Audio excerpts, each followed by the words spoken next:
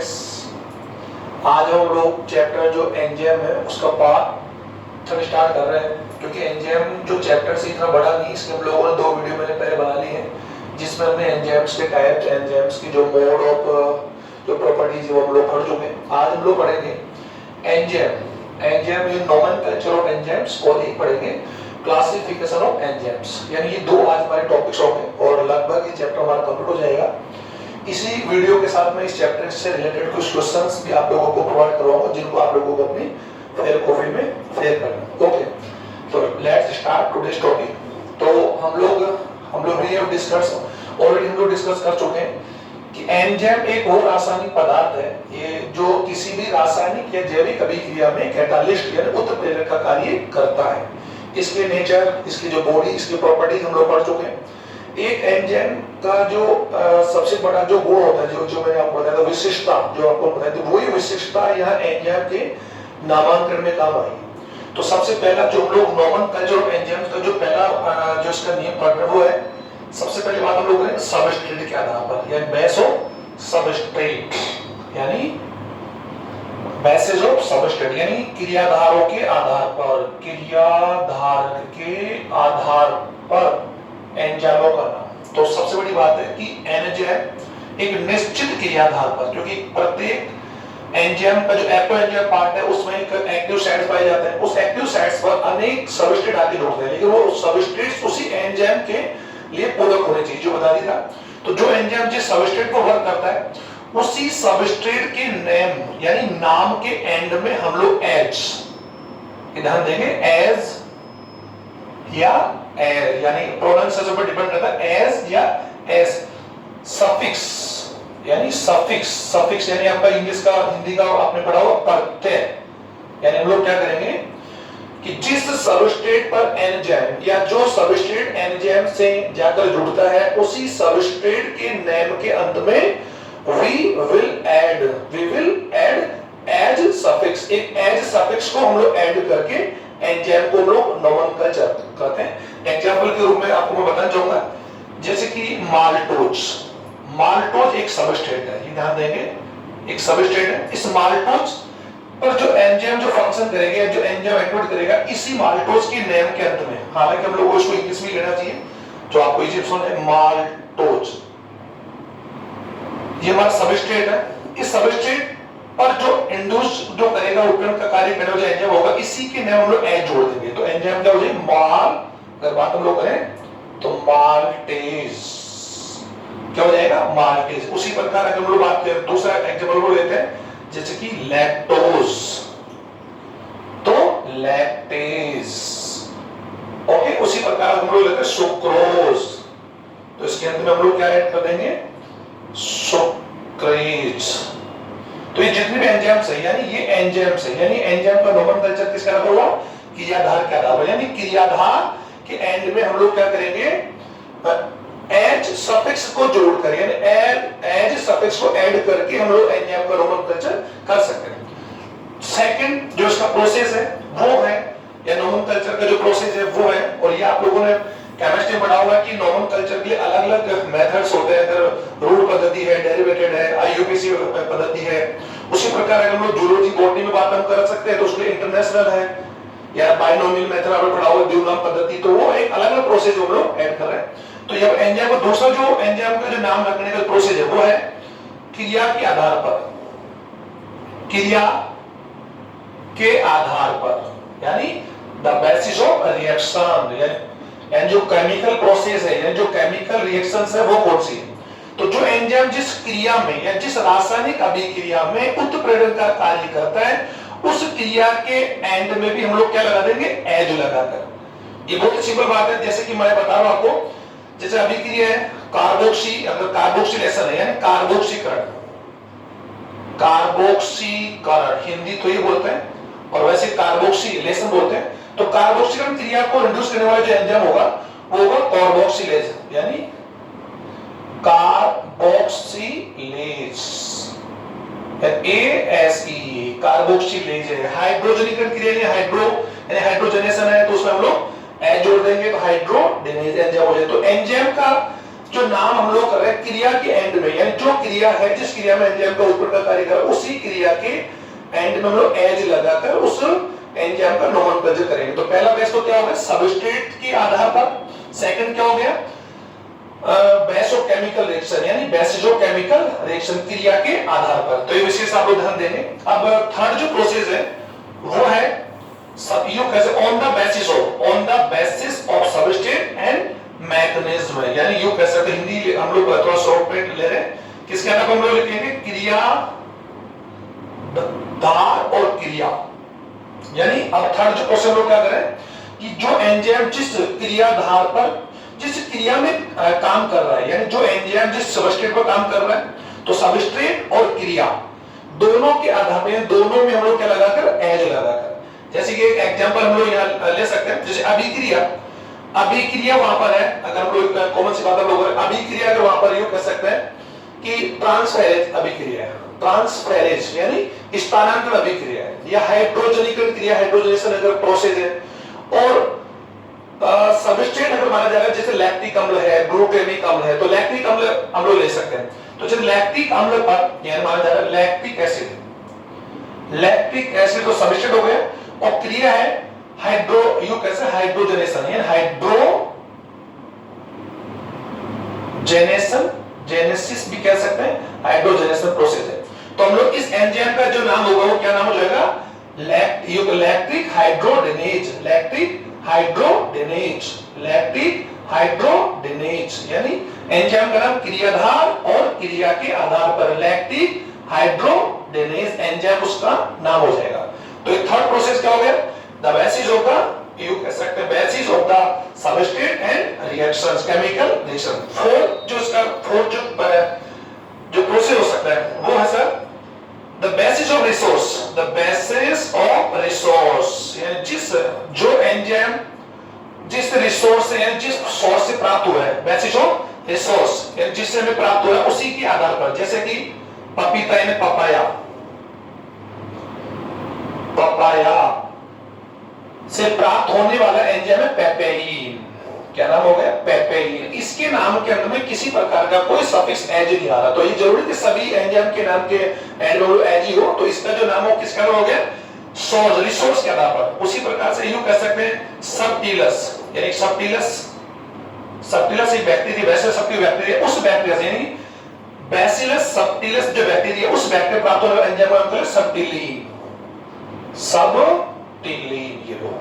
तो एंजाइम की नेम किसके अलावा होगा, बेसिस ऑफ रिसोर्स। और कुछ एंजाइमों का जो नॉर्म है या जो नेम है वो हम लोग रखते हैं उनके प्राचीन में, यानी प्रिमिटिव जो मेथड चलता है उसके आधार पर रखते हैं। जैसे कि कई नॉर्मल आप लोग रूढ़ पद्धति में करते हैं, तो रूढ़ पद्धति का मीन होता है कि जिसको हमारे जो पूर्वज है या हमारे जो कह सकते हैं कि जो जिनको जिस नाम से यूज करते हैं हम उसी नाम से उनको यूज करना शुरू कर देते हैं। तो वही बात यहाँ पर हम ध्यान देंगे। तो ऐसे में जैसे कई एंजाइम जो रेनिन है, पेप्सिन है, ये वो एंजाइम है जिनका नाम प्राचीन काल से चलता आ रहा है, इनके नोमेनक्लेचर में किसी प्रकार का वो विशेष मेथड यूज नहीं किया जाता। तो ये तो हमारा टॉपिक क्या हुआ, नोमेनक्लेचर ऑफ एंजाइम्स। तो मैं आप लोगों को एक क्वेश्चन पैड में यहाँ पे करूंगा, प्यारे विद्यार्थियों आप सभी एक क्वेश्चन तैयार और अपने नोटबुक क्वेश्चन तैयार कर लें। एंजाइमों के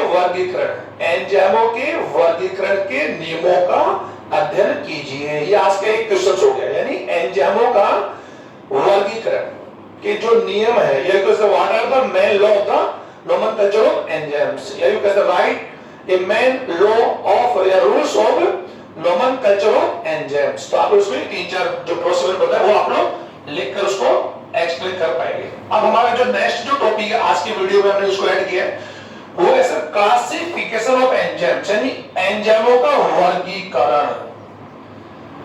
ओके सर, वर्गीकरण हमारे एक अलग यूनिट हम लोग पढ़ेंगे। वर्गीकरण यूं कर सकते हैं, अगर बात हम करें वर्गीकरण की, अगर बात हम करें वर्गीकरण के द्वारा ही, यानी किसी भी सजीव को हो या कोई जंतु हो, कोई पादप हो या कोई भी यूं कह सकते हो सकती है जिसको समानता और असमानता के आधार पर, उसकी सिमिलरिटीज और अनसिमिलरिटीज के आधार पर हम लोग उसको डिफरेंस के आधार पर हम लोग उसको अलग-अलग क्लास में, अलग-अलग ऑर्डर में, अलग-अलग फैमिलीज में हम लोग रखते हैं। कॉमन जैसे आपके घर के अंदर आप लोग किचन का जो यू कह सकते हैं जो आपके किचन के जो आर्टिकल्स होते हैं वो आप किचन में रखते हैं, बाथरूम के आर्टिकल बाथरूम में रखते हैं, ये तो है नहीं आप उनको नेक्स्ट कर देते हैं।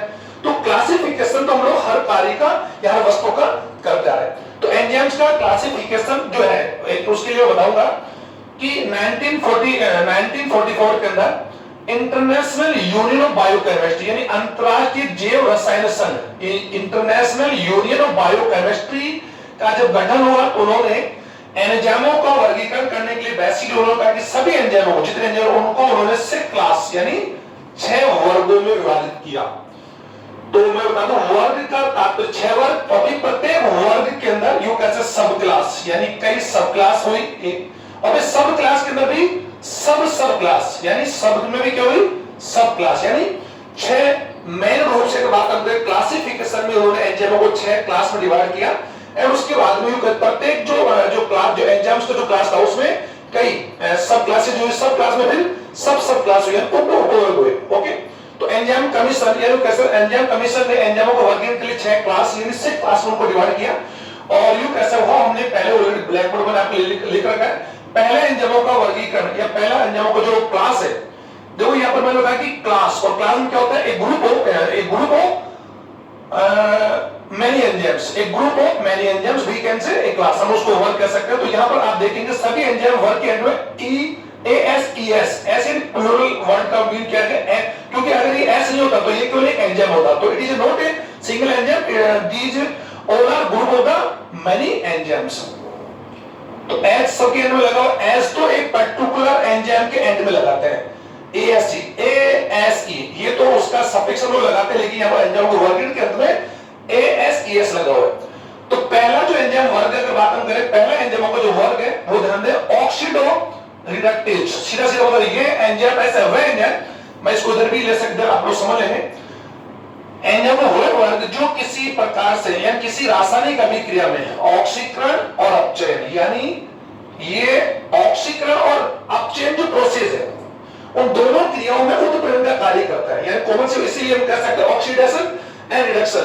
ऑक्सीडेशन एंड रिडक्टेशन जो प्रोसेस होता है या रिएक्शंस होते हैं उनमें इंड्यूस या उत्प्रेरण का कार्य करता है। इसीलिए इस वर्ग के एंजाइमों को हम लोग ऑक्सीडो रिडक्टेज, इस वर्ग के अंदर जो एंजाइम्स आते हैं वो क्रियाधार में से कौन सी बात हम लोग कह सकते हैं, मान लीजिए कि ये वो क्रियाधार सबस्ट्रेट है, इस सबस्ट्रेट में यूं कह सकते हैं वो इलेक्ट्रॉन, हम लोग जानते हैं ऑक्सीडेशन या ऑक्सीजन क्रिया पढ़ी होगी आप लोगों ने, वह रासायनिक अभिक्रिया जिसमें ऑटो का योग हो और हाइड्रोजन का निष्कासन हो, या फिर यूं कह सकते हैं इलेक्ट्रॉन का त्यागना हो। यानी जब किसी रासायनिक अभिक्रिया में जब कोई अणु या परमाणु या कोई आयन इलेक्ट्रॉन त्यागता है तो उस प्रोसेस को we can say oxidation. Okay, तो ऑक्सीकरण क्रिया में सिंपल बात क्या होगा कि वे एंजाइम जो किसी रासायनिक अभिक्रिया या किसी सबस्ट्रेट में एंजाइम यानी कॉमन सी बात है एंजाइम का निकलना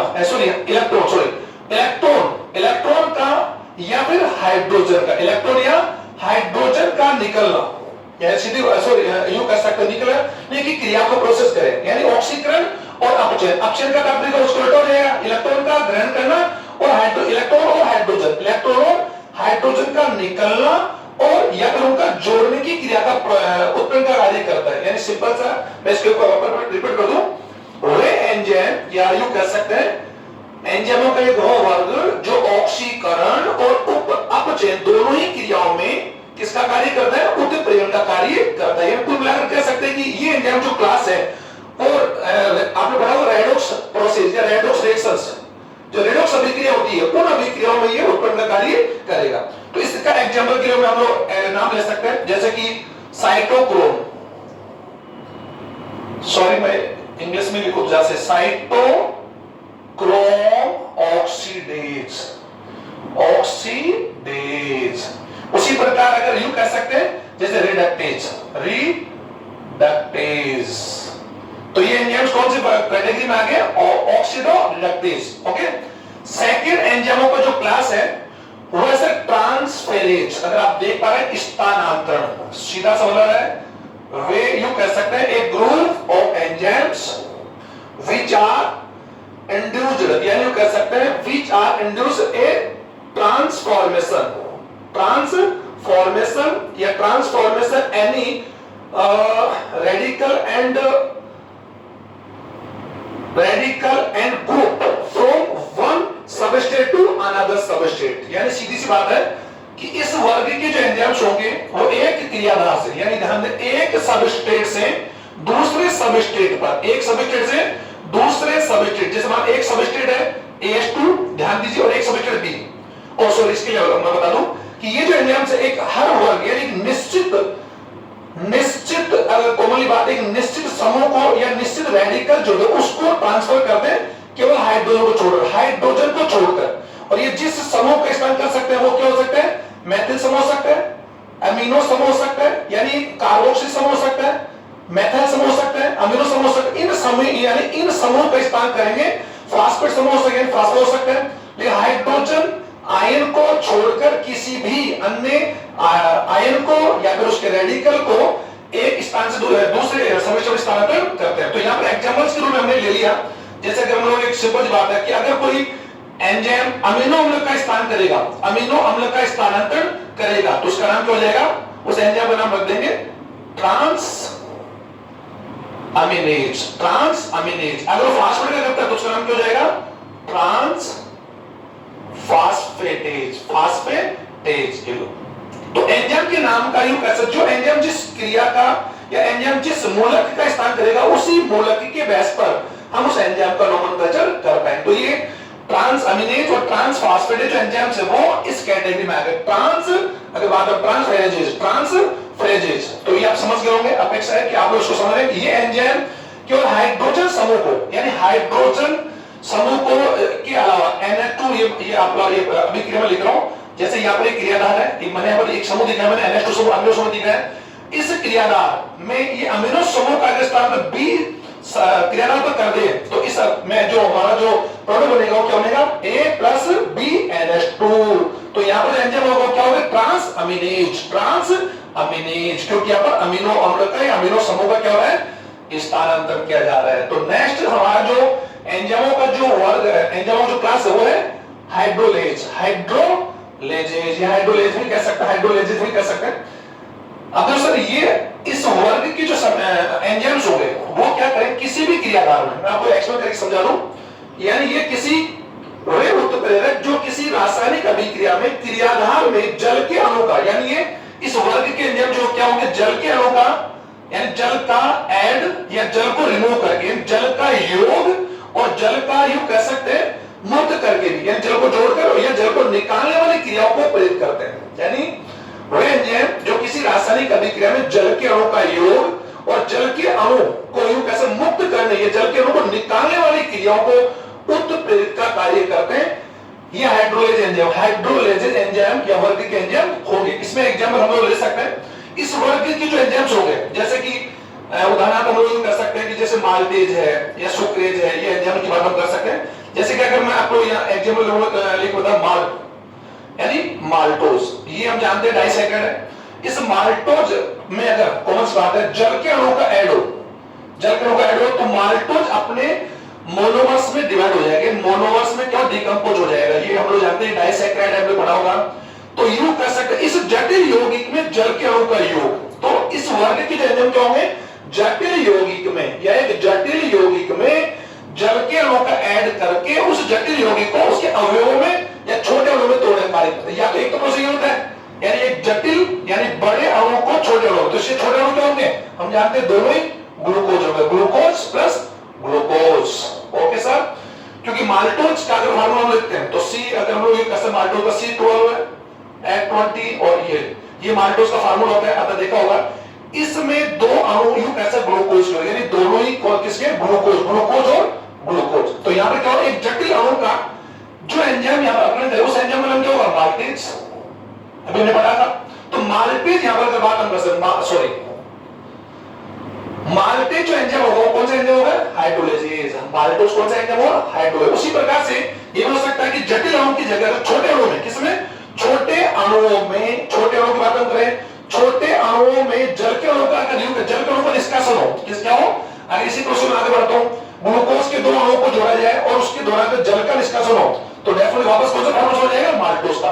तो ये एंजाइम क्या करते हैं, जटिल यौगिक में जल के अणु का योग करके उसका अपने छोटे अणु में करते हैं और छोटे अणुओं से जल का योग करवा के या जल के छोटे अणुओं से जल के अणु का निष्कासन करके उसे जटिल यौगिक में बदलने का कार्य को उत्प्रेरण करते हैं। इसलिए इस एंजाइम को हम लोग को क्या नाम दिया, हाइड्रोलेज। ओके सर, नेक्स्ट जो थर्ड या फोर्थ जो हमारा एंजाइमों का क्लास है वो सर लाइजेज, अब शब्द है लाइजेज,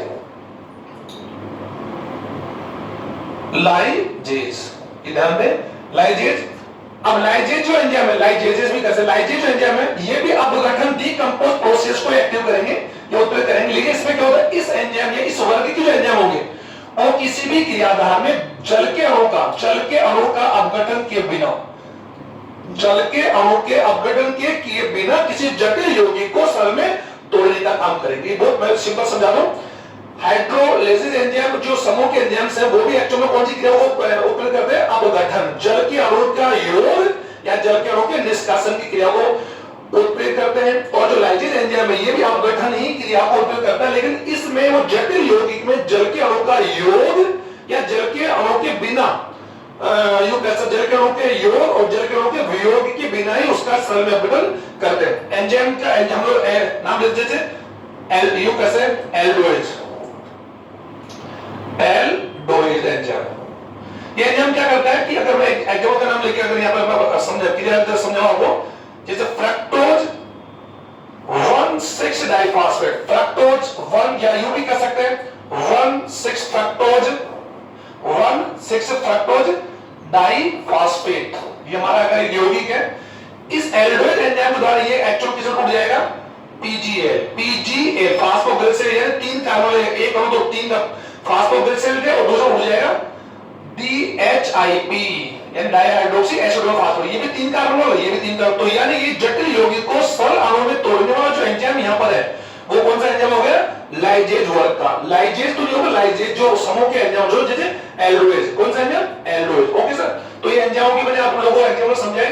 अब हमारा फोर्थ जो है वो है सर आइसोमेरेजेज, आइसोमेरेजेज। अब देखो आइसोमेरेजेज ये साफ दिख रहा है, वे एंजाइम जो यानी समावयीकरण यानी किसी रासायनिक अभिक्रिया में एक समावयी अणु को उसके दूसरे समावयी अणु में उत्प्रेरित करने का कार्य जो कार्य करते हैं उस एंजाइम के समूह में आते हैं। यानी सिंपल से एक उदाहरण मैं देना चाहूंगा कि हम जानते हैं कि समावयीकरण का सीधा मतलब होता है कि समावयिक आप सुनी होगी कि जिनके अणु सूत्र समान हो लेकिन उनके संरचना सूत्र है या ज्यामिति की बात हम करें, श्रृंखला समावयिता में कई प्रकार समावयिता पाई जा सकती है, जिसमें गतिज ऊर्जा गतिज समावयिता भी होती है, प्रकाश समावयिता भी होती है, श्रृंखला समावयिता भी होती है।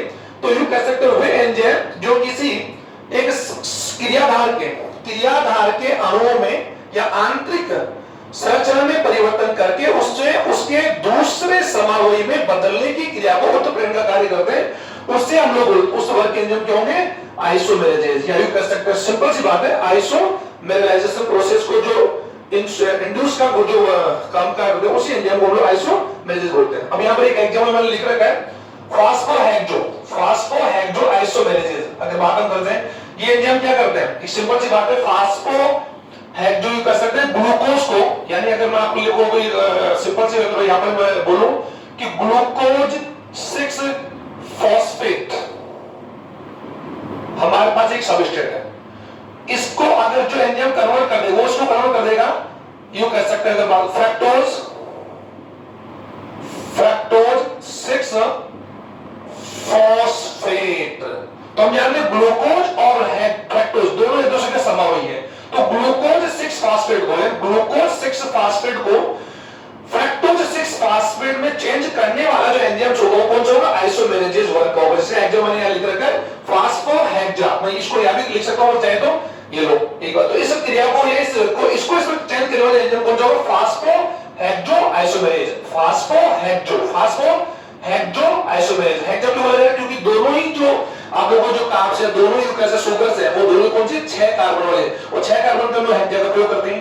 तो 6 कार्बन वाली जो हेक्सो जो श्रृंखला होती है वो ग्लूकोज में होती है, गैलेक्टोज में होती है और एक क्या बोलते हैं फ्रक्टोज में होती है। ये तीनों अपने क्या समावयी है, क्योंकि इनके अणुसूत्र की बात हम करें, तीनों के अणुसूत्र की बात हम करें 6 H12 में और 6 होता है। तो इस समावयिकता में क्या चेंज किया, इसकी गतिज ऊर्जा में और इसकी आणविक संरचना में चेंज करके इसको इसमें चेंज किया गया। तो हम लोग ये तो मैं अभी ज्यादा टाइम नहीं लूंगा क्योंकि हम जानते हैं कि ग्लूकोज अपने आप में एक एल्डोज, ये तो आपने केमिस्ट्री में बताएगा, एल्डोज शुगर है, एल्डोज, और सर ये कीटोज, ये ध्यान देंगे एल्डोज और कीटोज, क्योंकि इसके अंदर एल्डिहाइड, ये भी मैं बता दूं इसके अंदर यूं कह सकते हैं एल्डिहाइड, इसके अंदर कौन सा एल्डिहाइड समूह होता है, इसके अंदर कौन सा होता है कीटोन समूह होता है, ये तो आपको पता लग जाएगा।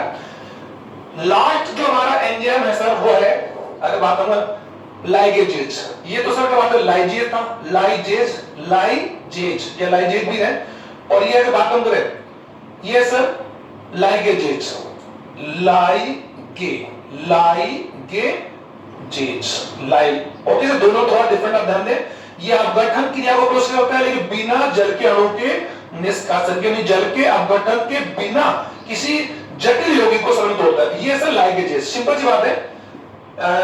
ये जो एंजाइम्स है ये क्या करते हैं कि दो यौगिकों को यानी दो सरल यौगिकों को सहसंयोजक बल से जोड़कर उनको चेंज करते हैं, यानी सिंपल सी बात है कि यानी ये लाइगेजेज समूह के जो एंजाइम्स होंगे वो क्या करेंगे, दो अणुओं को या दो यौगिकों को आपस में जोड़ने का कार्य करते हैं। जैसे आपने सुना होगा कि डीएनए रेप्लिक एसिड दौरान, या सिंपल भी कह सकते हैं, मैं आपको बहुत ही इजी बता सकता हूं, ए और बी दो युग्म सबस्ट्रेट्स हैं या दो कंपाउंड्स हैं और ये को जोड़कर एबी में कन्वर्ट करता है, तो यू कह सकते हैं group of enzymes which are, अगर बात हम करें group of enzymes which are added to components into a large components, या सिंपल इतना पता ही हो सकता नहीं, a group of enzymes which are added to components by covalent bonds known as a ligases enzymes, यानी इस वर्ग के जो एंजाइम्स होंगे वो दो यौगिकों को सहसंयोजक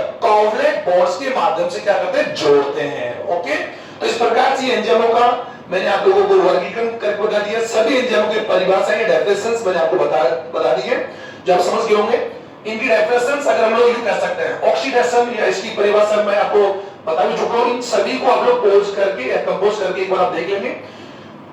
तो डियर स्टूडेंट्स ये आज का वीडियो मैं यहीं समाप्त करूं, उसके पहले मैं आप लोगों को कुछ क्वेश्चंस देकर मैं आगे बढ़ूं। तो देखो आज के वीडियो और पहले के जो फर्दर वीडियोस हैं उसमें अगर मैं आपको बता दूं तो सबसे पहला जो क्वेश्चन है एक तो ये कि आप एंजाइमों का क्लासिफिकेशन, यानी सबसे पहला काम तो आप क्या करेंगे, एंजाइमों के जो क्लासिफिकेशन से एंजाइमों के वर्गों की डेफिनेशंस और उनके एग्जांपल्स जो है उनको आप फेर करेंगे, do and learn. Second question आप लोगों का ये है कि जो मैंने आपको बताया था मैकेनिज्म ऑफ एंजाइम्स यानी मोड ऑफ एंजाइम्स बताया था कि एंजाइम की क्रियाविधि, तो एंजाइम की क्रियाविधि सिद्धांत जो मैंने आपको समझाया था लॉग एंड की एंड इंडिविजुअल फिट थ्योरी, तो लॉग एंड की जो थ्योरी है एमिल फिशर ने जो दिया था वो 1854 में और कोस्टर ने दिया था 1966, एक बार अपने बुक से चेक कर मैच कर लेंगे। तो इन दोनों ही सिद्धांतों को, इन दोनों जो थ्योरी है यानी लॉग एंड की theory and individual fit theory जो है उन दोनों ही को आप लोग एक्सप्लेन अपने नोटबुक में कर लेंगे। थर्ड जो क्वेश्चन है, थर्ड छोटा सा थर्ड है, आप लोग right the definition of the hard word, hard जो वर्ड है उनकी डेफिनेशन आप लोग करेंगे। उसमें सबसे अगर मैं यूं कैसे एंजाइम, सबसे पहला तो एंजाइम, उसमें होलो एंजाइम, फिर आप लोग लिखेंगे एपो एंजाइम, फिर लिखेंगे को, अगर बात हम को फैक्टर, ये को फैक्टर क्या है, फिर को फैक्टर के डेफिनेशन मैंने बताया था, को फैक्टर तीन टाइप के हो सकते हैं, प्रोस्टेटिक, तो आप लोग आप क्वेश्चन क्या करेंगे, प्रोस्टेटिक जो ग्रुप है उसकी डेफिनेशन लिखेंगे और एक आप लिख लेंगे लास्ट में यूं कैसे कोएंजाइम और कोएंजाइम का एग्जाम्पल मैंने बताया था, कोएंजाइम ए है, NAD है, तो इनको आप लोग डेफिनेशंस पूरा करके इस चैप्टर को खत्म करेंगे। तो थैंक यू स्टूडेंट्स, ये वीडियो आपको पसंद आया होगा और मैं अपेक्षा करूंगा कि आप इस वीडियो को सब्सक्राइब करें और ज्यादा से ज्यादा आप लोग बेल आइकन को दबाएं जिससे मेरे फर्दर वीडियोस आपको प्राप्त हो।